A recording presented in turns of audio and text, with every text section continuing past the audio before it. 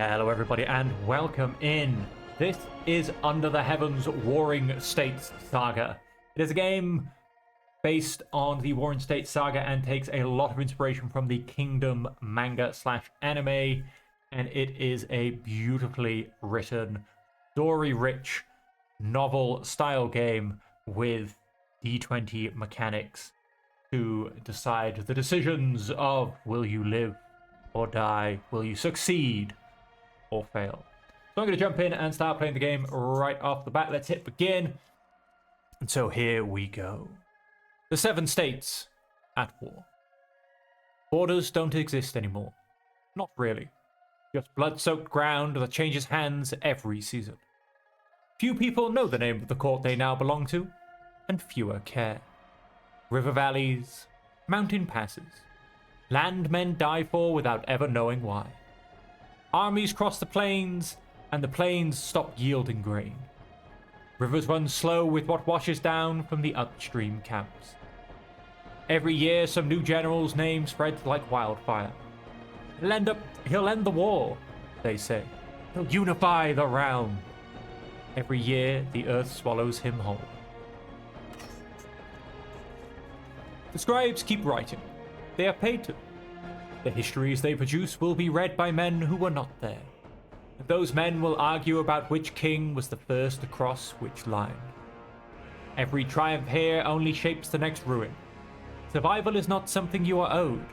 It is something you take. Here and now, among the kings and generals, one truth stands above all others. The strong feed, the weak are fed on. And now, the Chronicle finds a new name. Yours. At dawn, the first oath awaits. 7 banners, 7 kingdoms locked in each other's throats. No one knows which will stand when the dust settles. Choose a kingdom to learn more before you swear. Now, we're going to play a very aggressively focused playthrough here. So I'm going to do this fairly quickly. Hand, compassion, and formation. Nope. Whoops. Choose another kingdom. Way. Unity and formation. Nope, that's not really what we're going for either. Key. Unity and scouting. Probably not that either. Come on, we can do this. Chew. What have we got? Compassion and pressure. Pressure is, yeah, definitely leaning more into what I'm going for. Zhao. Unity and flanking. Yan. Compassion and flanking. So I don't think I'm going to get full aggression. Discipline and pressure. Swear to kin. That's where we're going. Press the map to open the map scrolls and view the current borders of the warring states at any time. That would be this little map here. These are the current borders of all the different states. Western expansion. Ruthless reforms. They're grinding forward, but the war is long, and nothing is certain. The oath is sealed to kin. There is no ceremony beyond this. No witness but the war itself. From this moment on, your victories and your failures will carry its name. Continue. Your father defined your life. What trade forged the hands that now reach for a weapon? Choose a path to understand it before you decide. So what have we got? Farmer's son, defensive discipline. Nope, that is not where we're going. We are attack, attack, attack. Aggressive and discipline. Yep, that'll do. Blacksmith's son. Your father worked iron until his hands couldn't close. You grew up in the forge, learning to read metal, judge weight, and understand that everything breaks under enough pressure. He died coughing blood from years of breathing smoke. You remember what he taught you. Strike hard. Strike true. Don't hesitate. Your story begins in the traces left by a blacksmith. Shaped by honed strength and a feel for weight and force. There is no changing where you came from, only what you make of it now. Most soldiers are handed a spear and told to hold the line. That is how armies survive. But before this, you held something else. It wasn't long enough to master it, just enough to know how it answers your hand. Every weapon serves the same purpose. Each leaves its mark in a different way. Choose a weapon. I'm thinking it's probably going to end up being sword, cunning and flanking, or I lied. Oh, whoops. Choose another weapon. Glaive? Aggressive and pressure. Sold, because glaives are awesome, so. You claim the glaive. Its weight rests in your hands, carrying the mark of heavy commitment and the will to break through hardened lines. From this moment on, your hands will learn its language, and it will learn yours. Enter your name. I should have pre-emphasized this. We're just going to call me Dragon for now. I will have to think of a proper, really good sounding name for when I actually play this when it hits full release. But this is just a demo. I just really, really want to showcase this beautiful game to you. And if you think you are going to be interested in the game, obviously through this playthrough and through the rest of the series, the demo is available on Steam. The link will be down below in the description. And it is also available to support on Kickstarter. And the glorious thing about that is the fact that it is fully funded. The game is happening, ladies and gentlemen. The only thing that awaits it is stretch goals. So you can pick up a CD key for a very cheap price at the moment on the Kickstarter campaign. That is the lowest pledge there is available, along with many others that offer many more rewards. So if you like to look at the game and you'd like to help it encompass as many glorious things as possible, jump over to Kickstarter campaign, have a look, and pledge your support. 7 banners. Each one carries the weight of command. The first banner belongs to the Supreme Commander, Wei Lao, the Grand Architect.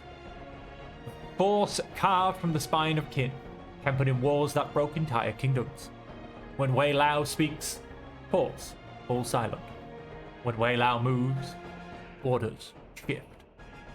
Veterans who survived 30 battles will tell you the same thing. The Supreme Commander doesn't fight wars. The Supreme Commander reshapes the world. And here is the glorious Wei Lao, the Grand Architect. Besides this colossus stand the great generals, figures whose shadows alone have broken sieges and emptied walls. Wu Qi, the soldier's general, a commander whose presence on the field tilts battles before the first blade is drawn. Enemy generals see Wu Qi's banner and reconsider their strategies. Allied soldiers see it and fight like they're immortal. This is leadership perfected. Jin Yuan, the young tiger. Where Wu Qi is the hammer, Jin Yuan is the blade in the dark. Precise, devastating, impossible to predict. Entire campaigns have turned on a single order spoken once, then never repeated. To stand in Jin Yuan's command is to learn what war is. That war is a language, and this general speaks it fluently. J-Dragon to open High Command. This is High Command. We have the Supreme Commander, and we have 3 Great Generals and 4 Generals. Beneath them, the Generals hold the realm together. Guardians of the passes, rivers, and borders where common soldiers die by the thousands. Kai Feng, the Stoic Engineer. Zhang Hong, the Iron Widow. Zhao Xi, the Mountain Ghost. And Hu Jian, the Rising Fang. These are the officers who transform orders into victory, who hold formations when everything screams to break and run. Their names appear in battlefield reports stained with blood and mud. Soldiers pray to reach their standards. Enemies pray to avoid them. These are the titans under whose banners you will march. Their names are legend. Yours is still unwritten. The morning drums rise like thunder rolling across distant hills. After 3 days on a dusty wagon rattling over fields and empty way stations, you can now see it as the mist lifts in the distance. The Kin recruitment grounds. You step down from the carriage. The air tastes of dust, sweat, and sharpened purpose. Your training begins at first light. The camp takes you in.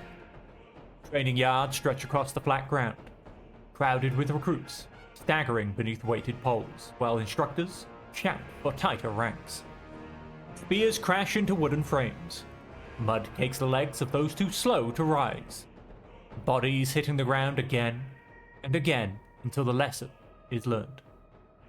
Nearby, a pair of veterans drag a collapsed recruit to the side without a word, leaving him in the shade to recover or to reconsider his future. You walk past the kitchen area where fires are burning from dawn until dusk. Smoke clings to everything in its path.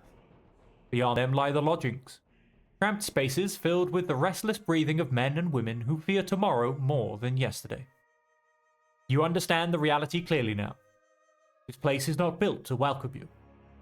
It is meant to strip away anything you may have been unsure about. For the first time since leaving home, a thought cracks through. Have you stepped onto the right path?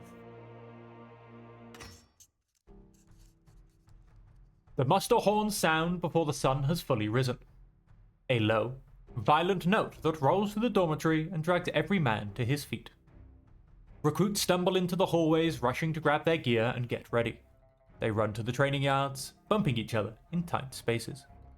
One recruit almost gets trampled and finds himself quickly regaining his footing. The others don't even look back. They are already moving forward, following the sound of the horns and the crowd. You do not know what the protocol is, so you follow the only rule that seems clear. Move when everyone else moves.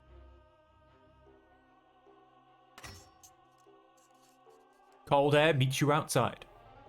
The yard is already filling with bodies trying to arrange themselves into something resembling order. You take place in a loose line beside 4 strangers. No one looks certain. Hands are just grips. Feet shift restlessly in the dirt. A few older soldiers move through the ranks, correcting posture with quiet efficiency. Then the murmurs begin to fade.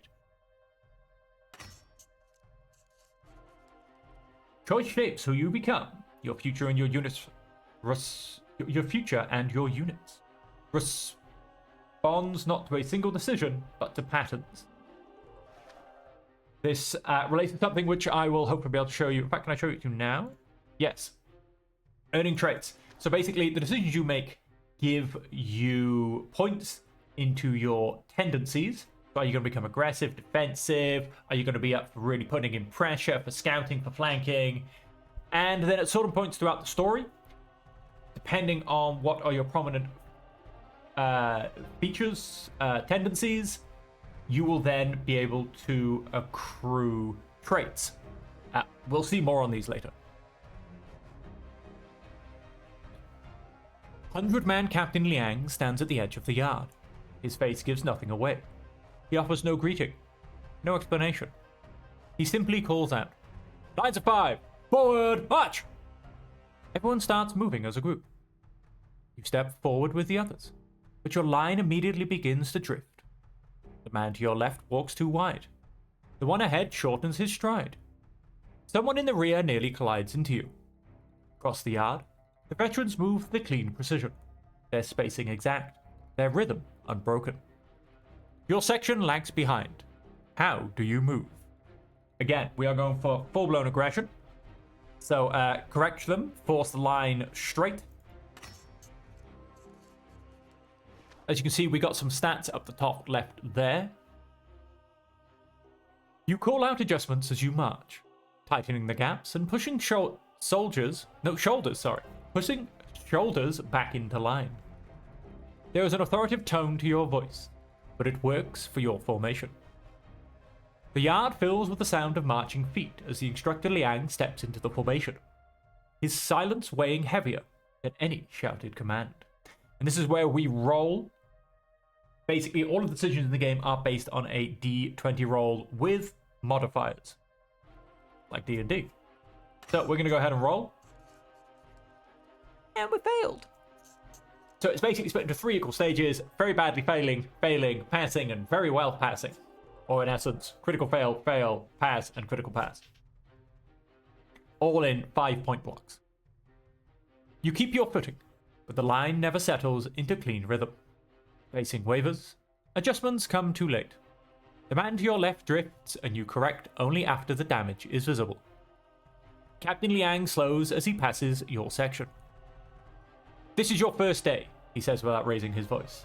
Otherwise, you'd be scrubbing latrines. He moves on. The march continues. You spent the evening watching the recruits who got it right, studying their movements. The others slept. You didn't.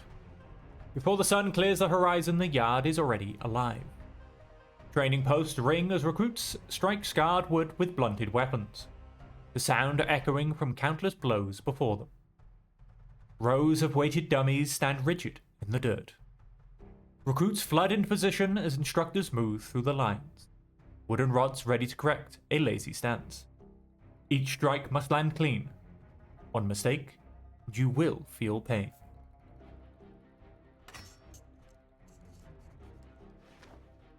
The air shakes with impact. Spears thud, swords slam. The ground vibrates beneath bodies still learning how to move as extensions of steel. Sweat drips into the dust. Arms fail, grips slip. No one is allowed to stop. The drill demands endurance and will. Your turn comes. At first, the blunted weapon feels heavier than it probably should. How do you face the drill? Maximum force. You commit fully to every strike, turning repetition into pressure. Each blow lands heavier than the last, testing endurance and resolve. The drill becomes a trial of how much power you can produce without losing control. The instructor passes by your position as you hold your stance, the shadows of his body crossing yours, as he watches to see if your stance will continue in spite of fatigue. This is no longer about the first strike. It is about the 50th. Show me high numbers. That's not a high number. Critical failure. Your sword hits the post at an awkward angle. The sound is wrong. The shock jumps up through your wrist and stays there. Before you can rebalance, the instructor's rod comes down across your back. You go to the ground and taste dirt. His voice cuts like a blade. Again, this time don't embarrass yourself.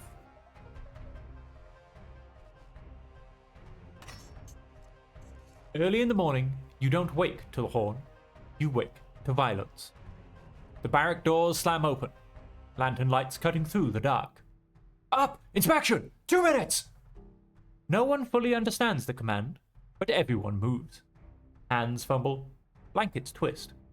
Sleep hasn't left your body yet, but time already has. Across from you, a recruit is failing. His blanket won't fold right. He keeps restarting, making it worse each time. The instructor is moving down the row.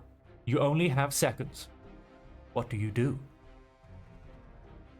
Look in your own space, make it perfect, snap at him, force him to get it right, snap at him, force him. Force! Aggressive in unity! Stop! Watch! Your voice cuts through his panic. You correct him once. He follows. Corner to corner, fold to fold. The line holds. The instructor reaches your row. He stops. His eyes look your way, then moves on. Not everyone is as fortunate. The inspection passes like a storm. No one speaks after the horror of the inspection. They just prepare for the rest of the day quietly. Your wrist throbs still.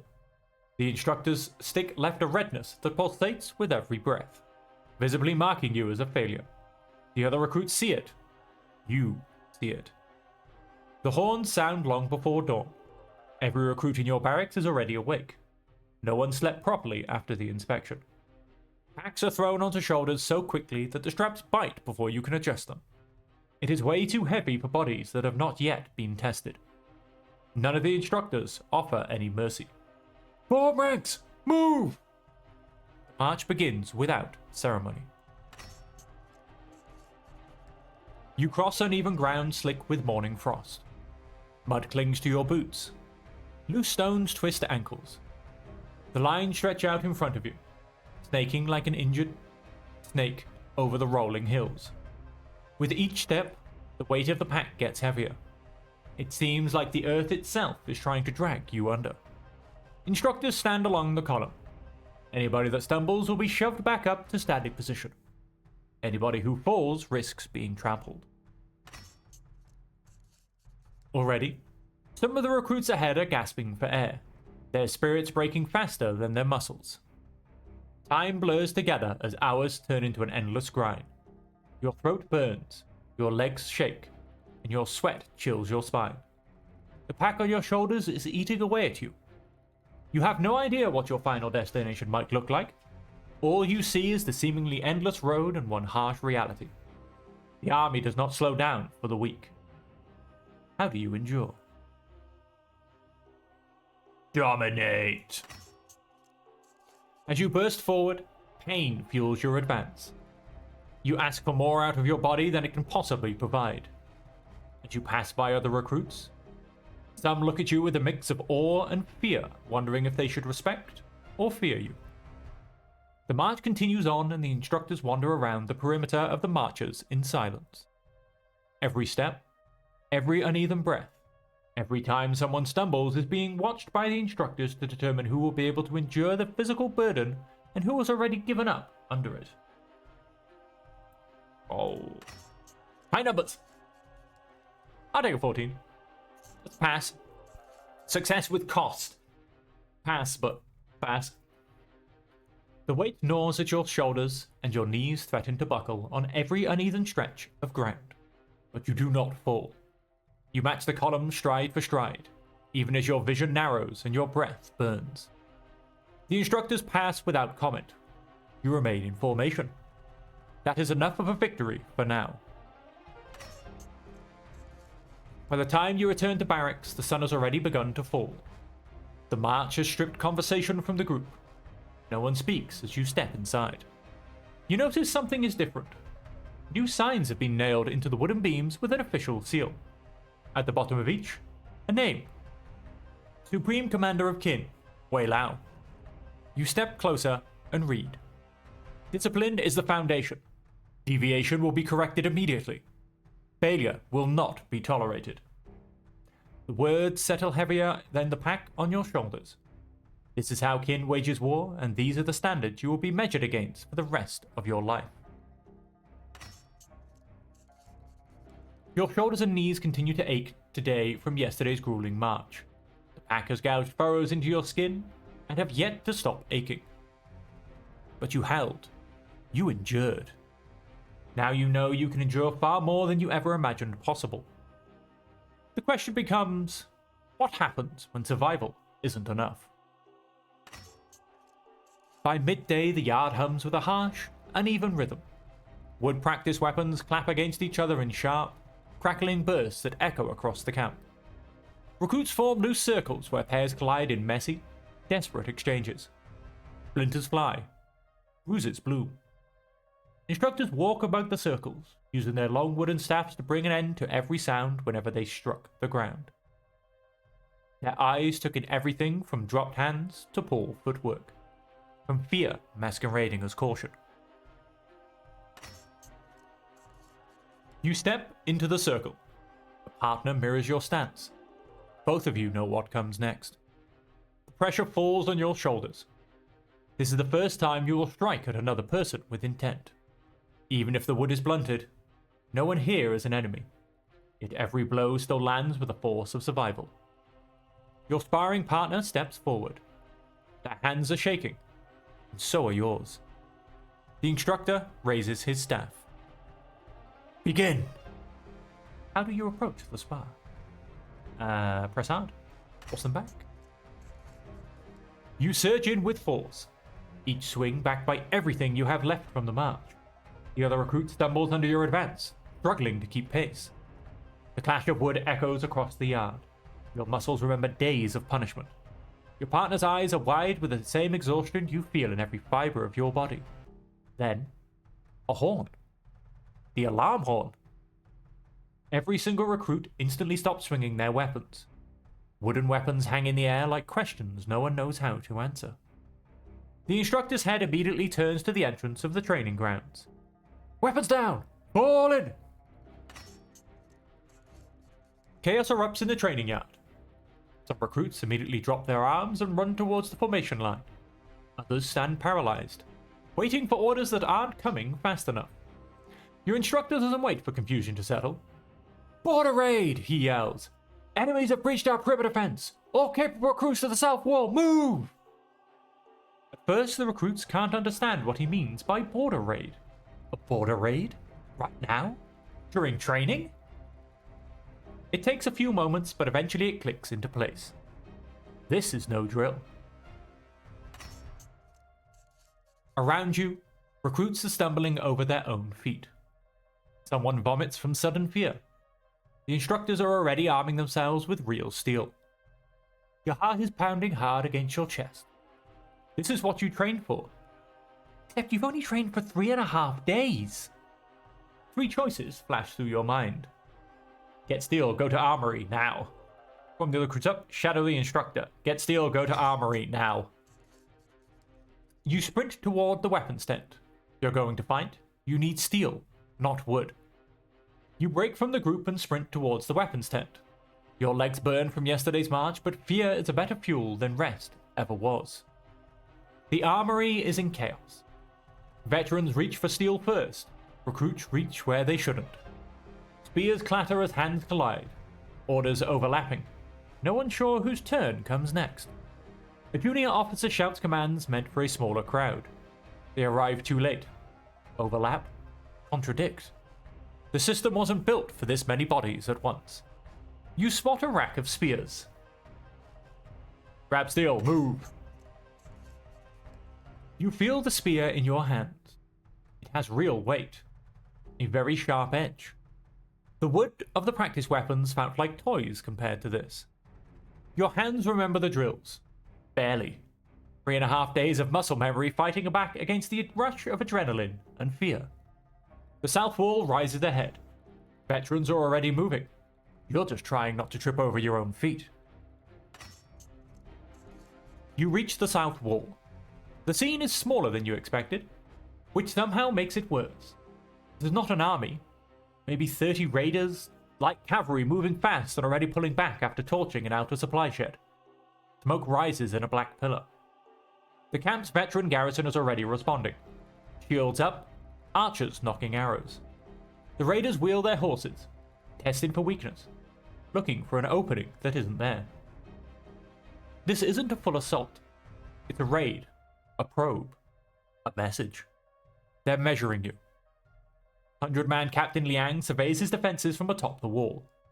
His eyes sweep the raiders, then sweep the green recruits now clutching weapons they barely know how to hold. He makes a decision. "Recruits, hold this wall!" he says. "Veterans, with me! We're running them down before they report back." Wait, he's leaving you here? 30 recruits? Maybe 10 who've held a weapon for more than 4 days?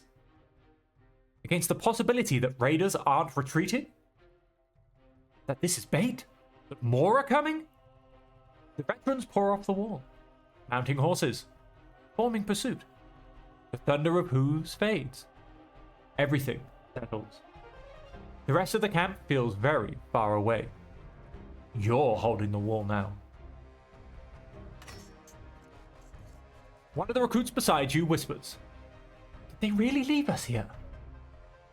What if more come?" The sun beats down. Smoke is rising into the air. The wall is yours, and no one is coming to save you if it goes wrong. We hold, we watch for each other, stay sharp, this might not be over. We hold. We hold! That's the order! You respond with a tone that is factual, neutral, and does not give anyone reason to question your orders. The recruit next to you takes a moment to swallow hard, then nods in response. He tightens the grip on his spear. The line settles, present, unholding. 2 hours. 2 hours of staring at an empty field while your hands sweat on a spear you prayed you wouldn't have to use. 2 hours of every shadow looking like a rider.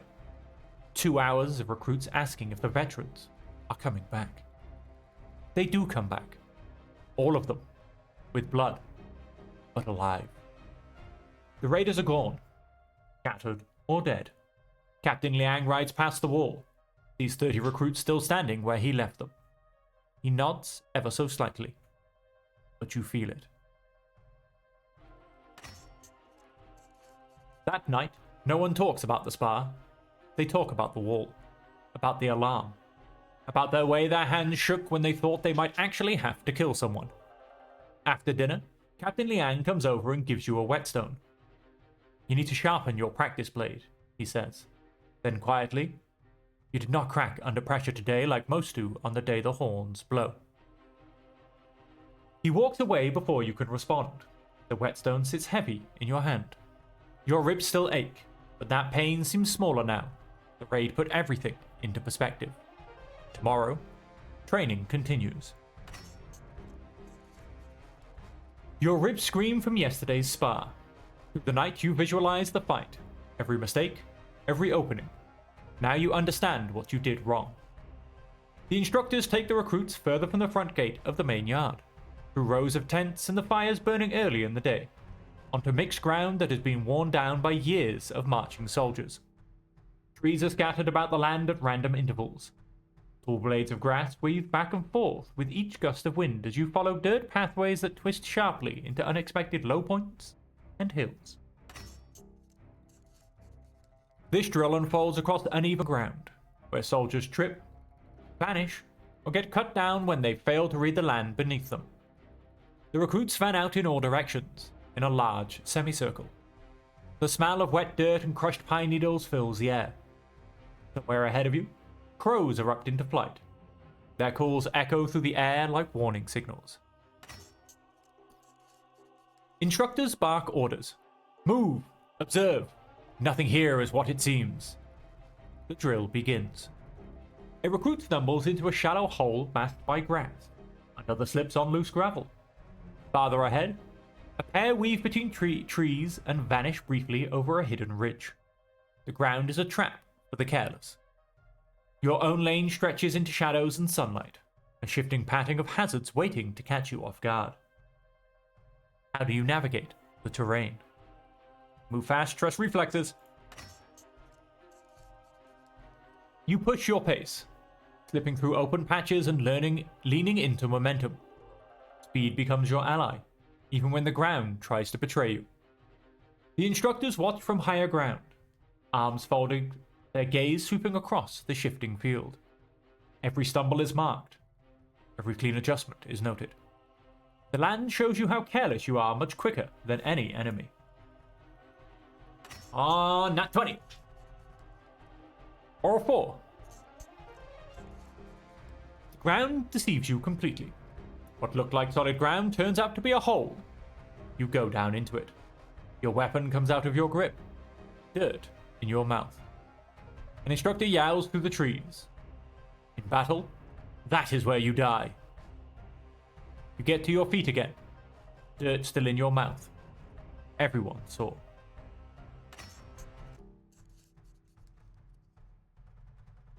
Day 6. The Eye. The dirt is still in your mouth from yesterday, or it feels like it.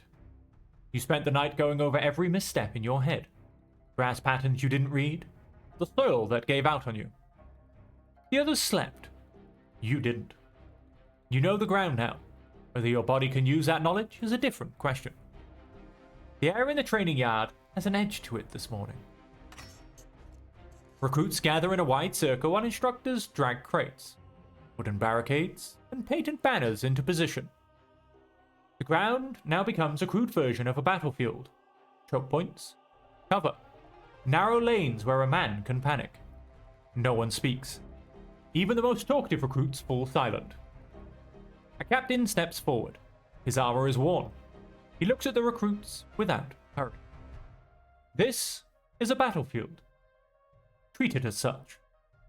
He signals. The drill begins. Instructors strike shields to mimic enemy charges. Painted arrows whistle in from hidden archers. Recruits scatter, collide, shout warnings, or freeze where they stand. The officers watch from the edge, arms folded. No one is issuing orders. The entire test is about who you are when the orders vanish and only instinct remains. Ahead of you, a recruit trips near a barricade. To your left, another man is running without knowing where to. Behind you, Painted arrows are hitting dirt. A gap opens in the line. What rises in you at this moment? Charge. Disrupt them before they press. You run into the breach like a real enemy was on the other side of the barricades. The instructors shout something as you go past. You don't stop. The captain's hand rises and the battlefield illusion dissolves into silence. Dust has not yet settled when the officers begin their inspection, walking between recruits as if counting survivors after a real clash. Their attention stops on you. How can I have a nat 20? I'll take a 15. That's a strong success, yes. When the chaos broke open, you answered it without hesitation. Your movement shaped the flow of those around you, closing the gap before it widened and forcing the surge to bend around your position. As the dust settles, one officer exchanges a brief glance with the captain. It is not praise, it is recognition.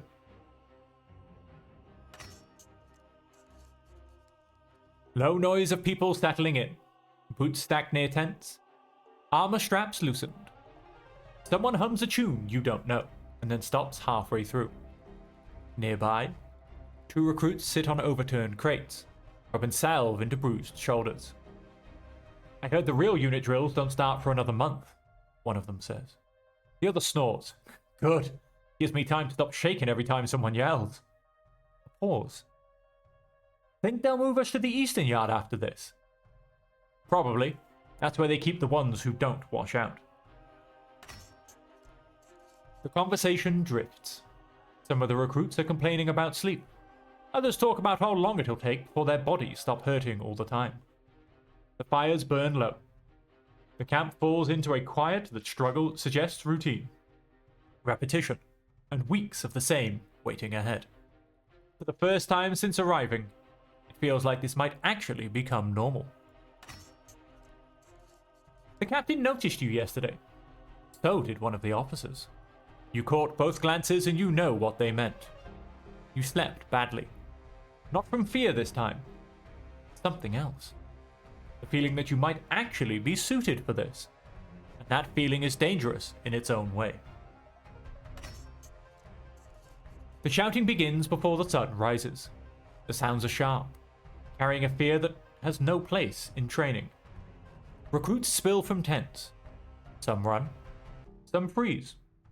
Officers push past in half-secured armor, carrying scrolls, banners, and weapons meant for real war. Not practice. There is something very wrong. A formation captain climbs onto a supply crate. His armor is dented, mud on it. He unrolls a parchment. The yard goes quiet. He reads the first name. A recruit steps forward, stiff with fear. He reads another, then another. He doesn't stop. Recruits look at each other. Someone near you mutters, "They're calling us." Another whispers, "Dave, we must have failed." The names continue. Too many. Then your name. Your stomach drops. You falter. Were your efforts not enough? You step forward into the quiet. Few recruits look away, afraid of being called next. The captain's expression gives you nothing. When the last name is spoken, he lowers the scroll. The border brigade has been shattered. A ripple passes through the yard like a shockwave. The enemy crossed the border 2 nights ago. They struck fast, aiming for the grain basin behind the waterway. Our brigade broke. Many officers fell. Too many. He scans your faces. The Supreme Commander Wei Lao has ordered General Kai Feng to hold the Hutuo River. A new force must form immediately from the troops around the region. We do not have time for more training. He steps down, boots thudding against the crate as if sealing your fate. Not all of you performed well this week. Some of you are corrected again and again, and still came back to the yard. War has use for that kind of resolve. Captain Liang approaches, standing close enough for you to feel his breath. The air tightens around your throat. These past days were brutal. and you did not break through them clean, he says quietly. Your training performance was poor, but you did not turn away from it. You kept adjusting, kept learning. That path has taken form. We will see whether such resolve survives first contact. His voice sharpens. By necessity of war, you are promoted to 5-man leader. We have earned a new trait. Now, this is what I mentioned earlier about stats and traits. Now, all of our stats, yep, they've just gone and updated. As you can see, we've very much focused on aggression, discipline, and pressure. I mean, we've got zeros in most of the things underneath us. We have, however, gained Iron Command. This is a trait that has been gained based on our tendencies. Here it is, Iron Command. Oh, hang on, is that going to pop up? No, that's because I went over Liang, I think. 7 days of hell have burned something stubborn into you that refused to break. Iron Command. Captain Liang speaks the words that will define you. You lead through force, he says quietly. When you press the attack, when you hammer forward, men feel your certainty in the chaos. His jaw tightens. Iron bends or breaks. It never learns to yield. Remember that. His grip on your shoulder tightens, almost painfully. In the past 7 days, you found something in yourself you didn't know was there. He releases you. Now sharpen it into a blade. He sets the report down. Your men are waiting. My unit has grown. I am now a 5-man commander. So I have 5 active shoulders, 5 out of 5 strength, no wounded, no gravely, and 0 dead. I also then have 2 soldiers with me. As you can see here, black, blue, purple, and gold are the colors of the frames. And they are, in essence, the different quality of officers available. And these are one of the things you can actually create in the Kickstarter campaign, depending on the level of your pledge. Depending on the level of pledge, you will be able to create your own officer that will go into the pool and I believe is guaranteed to be assigned to you on this first draw, whether he is... Actually, no, apologies. I don't know if it's a first draw, but he is guaranteed to be assigned to you. Now, of course, whether he's going to be common, rare, epic, or legendary depends on what level of tier you pledge. The camp transforms in minutes. Drums beat evacuation orders. Armor is thrown from crates. A junior logistics officer pushes through the chaos and shoves a bundle into your arms. Your first file. 4 names. 4 faces you recognize from the yard. One with sharp eyes. The one instructors watched too closely. One steady. Quiet. Always where he needed to be. 2 others stiff with fear, pretending it isn't there. They're yours now, the officer says. Keep them alive long enough and they might earn names worth remembering. He turns away mid-sentence, already shouting at someone else. You face the 4 recruits. They stand unevenly. One is too far forward, one hangs back. One avoids your eyes entirely. Bang Ru studies you instead of the marching columns. They made you 5-man leader, he says carefully. Why? The question carries no accusation. It weighs you. The one who spoke too fast adds, we all survived the week. So what did you do differently? Yang Qi says nothing. He is watching your answer more than the others.